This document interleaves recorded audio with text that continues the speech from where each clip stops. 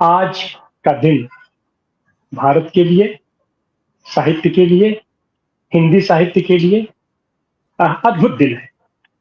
आज के दिन 31 जुलाई 1880 में इस धरती पर और बनारस की धरती पर एक बालक पैदा हुआ लमही गांव में, जो आगे चल करके हिंदी साहित्य क्या पूरे साहित्य जगत का ज्वाजल्यमान नक्षत्र साबित हुआ।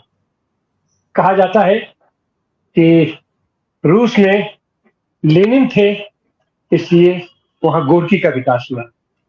ऐसे ही कहा जाता है कि भारत में गांधी थे, इसलिए यहाँ पर प्रेमचंद का विकास हुआ।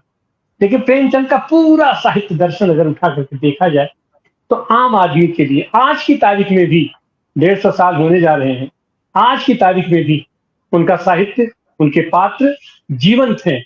आपको चलते फिरते नजर आएंगे, बनारस में नजर आएंगे, खेतों में नजर आएंगे, खलिहानों में नजर आएंगे और पूरी दुनिया में नजर आएंगे उनके पात्र। और बनारस तो बनारस है। आज हम उन्हीं को याद करने के लिए और खास करके प्रेमचंद का जिस तरीके से उनके पूरे व्यक्तित्व का निर्माण होता है, उनके पूरे साहित्य का सृजन होता है, उनके एक एक बिंदुओं पर विस्तार से चर्चा होती है। और आज के दिन तो बनारस में पूरा मेला लगता है, लम्हे में मेला लगता है।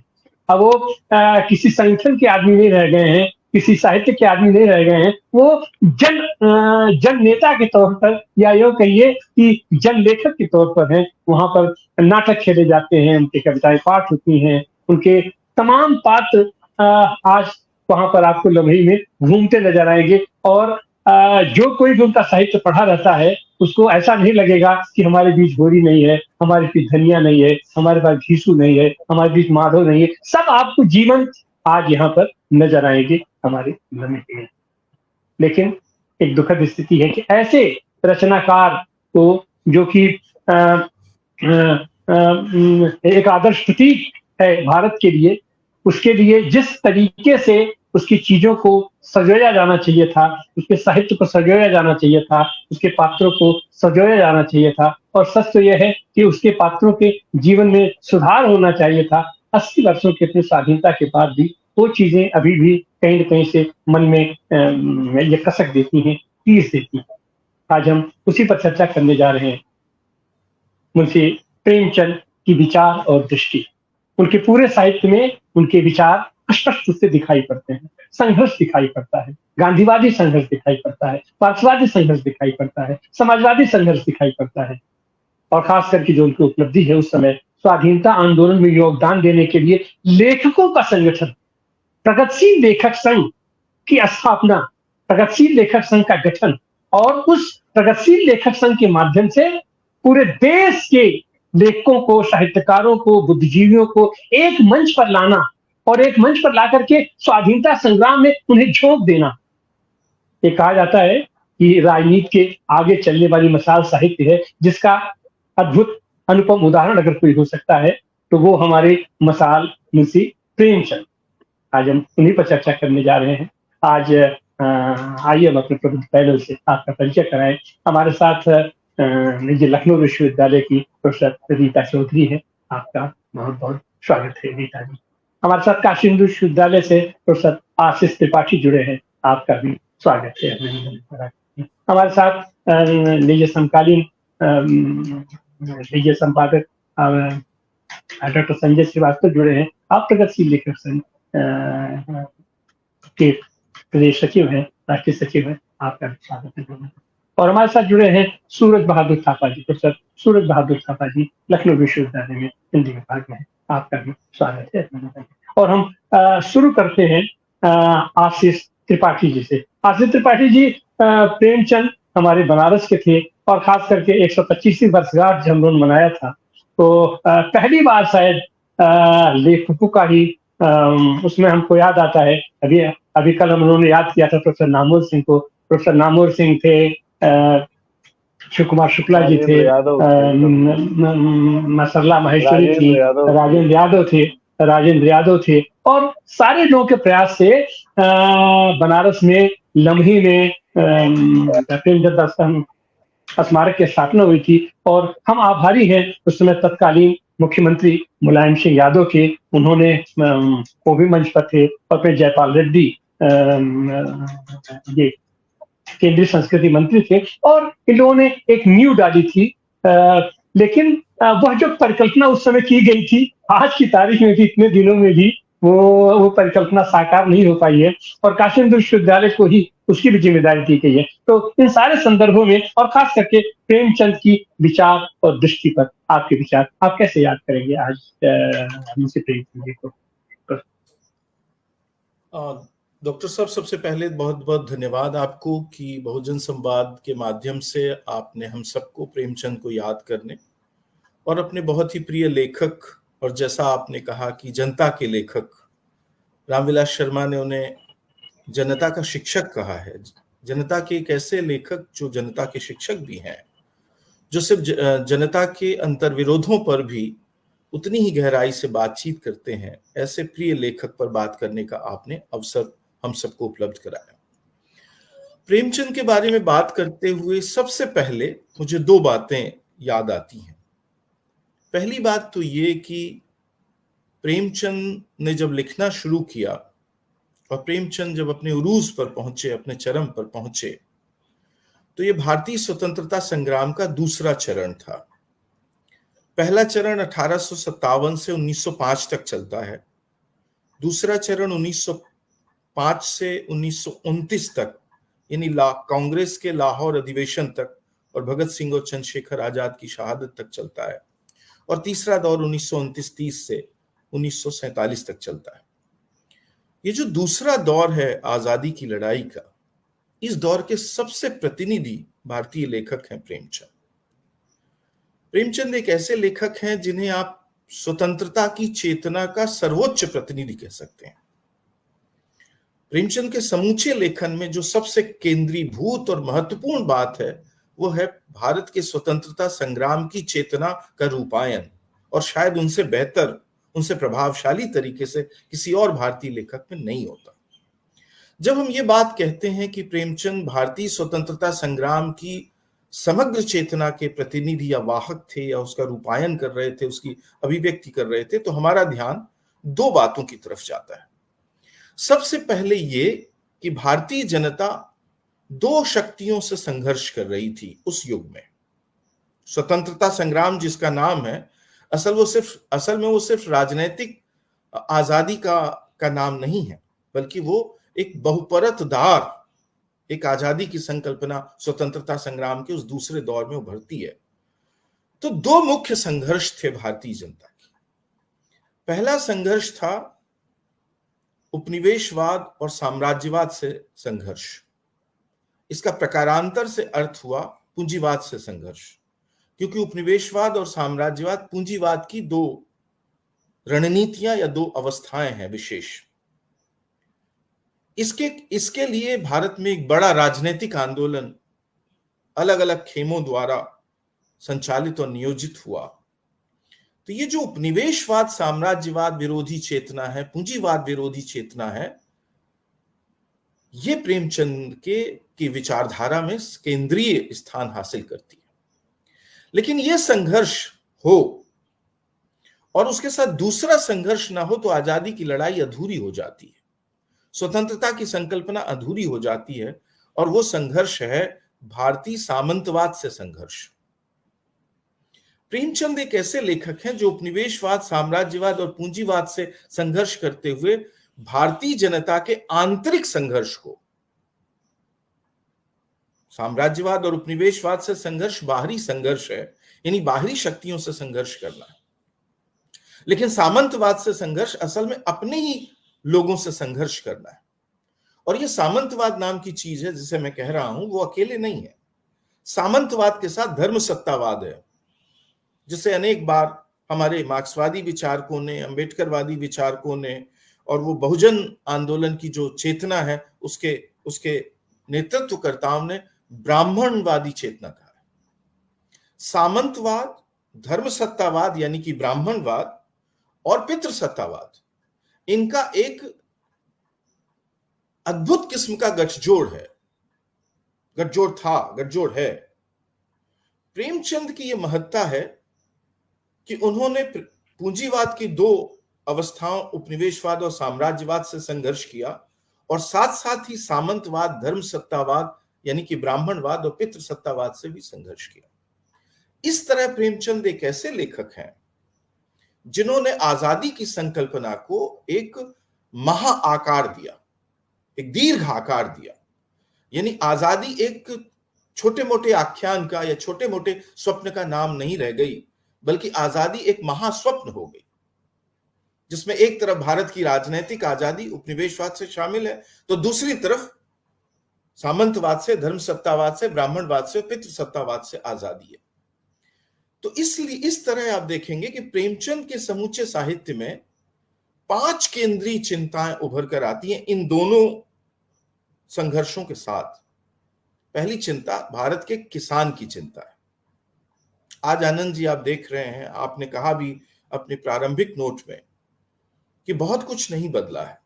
मैं तो ऐसा नहीं कहूंगा कि बहुत कुछ नहीं बदला है, लेकिन जितना बदल जाना चाहिए था उतना कुछ नहीं बदल गया है।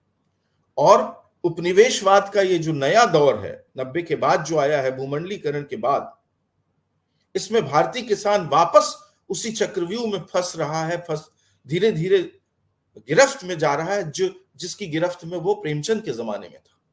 वो भी उपनिवेशवाद और सामंतवाद के गठजोड़ से पैदा हुई गिरफ्त थी, और ये भी एक नए उपनिवेशवाद और नए सामंतवाद, नए धर्मसत्तावाद और नए फांसीवाद की गठजोड़ से पैदा हुई गिरफ्त है जो किसान के ऊपर लागू है। तो ये जो किसान का सवाल है, ये याद रखना होगा आपको कि किसान का सवाल एक ऐसा सवाल है जो धर्म और जातियों में बटे हुए भारतीय समाज में एक ज्यादा बड़ी जनता को घेरता है। किसान का अर्थ सिर्फ भूस्वामी नहीं है, जिनके पास पट्टे हैं वो नहीं है किसान। प्रेमचंद स्पष्ट है, किसान वे हैं जो हल जोतते हैं, जो निराई करते हैं, जो गुड़ाई करते हैं, जो खेतों में काम करते हैं। और साथ साथ किसान वे भी हैं जिन्हें पारंपरिक व्यवस्था में, सामंती व्यवस्था में प्रजा कहा गया है। तो बहुत सारी आजकल की पिछड़ी और दलित जातियां भी किसान हैं।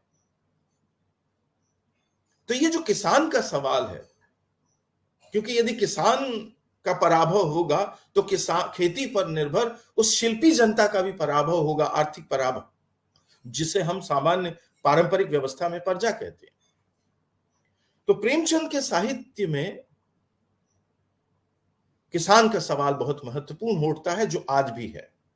जब हम रंगभूमि को देखते हैं, प्रेमचंद का 1924 का उपन्यास, और मैं इसे कहता हूं कि ये एक दीर्घकालिक संघर्ष है जनता का। जमीन पर अपने अपने जमाने की ताकतवर शक्तियां कब्जा करना चाहती हैं। सामंतवाद क्या है? जमीन पर सामंतों के कब्जे का नाम है सामंतवाद। और जब पूंजीवाद क्या है? पूंजीवाद में भी आप देखते हैं कि एक बहुत बड़ी रणनीति किसान की, आदिवासी की जमीन को कब्जा करने की। वो नदी पर, जंगल पर, पहाड़ पर, झरनों पर और तमाम दूसरे प्राकृतिक संसाधन जिनका मुख्य संबंध खेती किसानी से है, हमारे पर्यावरण से है, उस पर कब्जा करना। 1924 का ये उपन्यास बताता है कि कैसे उस जमाने का पूंजीवाद किसान की जमीन पर कब्जा करने के लिए उस जमाने की हर ताकतवर एजेंसी का इस्तेमाल करता है, जो डेमोक्रेसी का भी इस्तेमाल करता है। आपको याद कर रखना होगा कि भारतीय साहित्य में लोकतंत्र की पहली सघन आलोचना 1924 के रंगभूमि उपन्यास में होती है, क्योंकि जो नगर पालिका है, जो नगर निगम है, जहां चुने हुए जनता के प्रतिनिधि आते हैं, वो भी सूरदास के साथ खड़े नहीं होते, वो भी उस जमाने की ताकतवर एजेंसीज के साथ खड़े होते हैं।